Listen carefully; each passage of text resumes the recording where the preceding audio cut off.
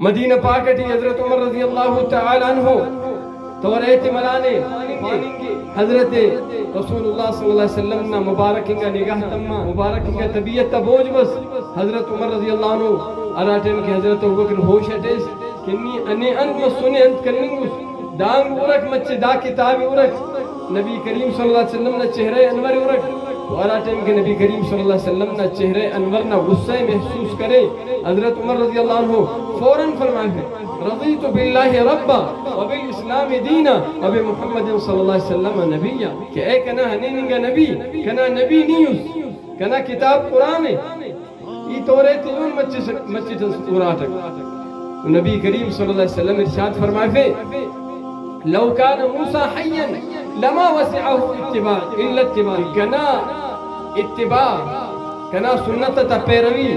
کنا زیا ایمان اترین داخل ضروری ہے کہ اگر موسیٰ علیہ السلام اللہ تعالیٰ دوبارہ زندگی اتے وہ دے کنا غلامین بغیر پین چارا اب اگر موسیٰ علیہ السلام کوننگا اولو العظمنگا نبی داس زندہ منے تو اللہ نے رحمت تکن نبی علیہ السلام نزیہ ایمان تنہ محتاج ہے نبی علیہ السلام نے سنت تا محتاج ہے تو ننو نوم اخص محتاج مرو تو اندہ گڑا سمجھا فنکن سو ون داتے مسکن ایت مرسے اور دا گڑا سمجھا فن سمجھنگ ضروری ہے کیونکہ کلمہ نہ سمجھنگ ضروری ہے اندر ختم نبوت نہ سمجھنگ ضروری ہے اندہ بجوان علامہ ابن نجیم رحمہ اللہ لکھانے من لم يعرف ان محمد صلی اللہ علیہ وسلم خاتم النبیین فہو کافر کہہ رہا سے کہ دا معلوم کہ محمد صلی اللہ علیہ وسلم اللہ نے آخری کو پیغمبر ہے وہ تو دس کا کافر ہے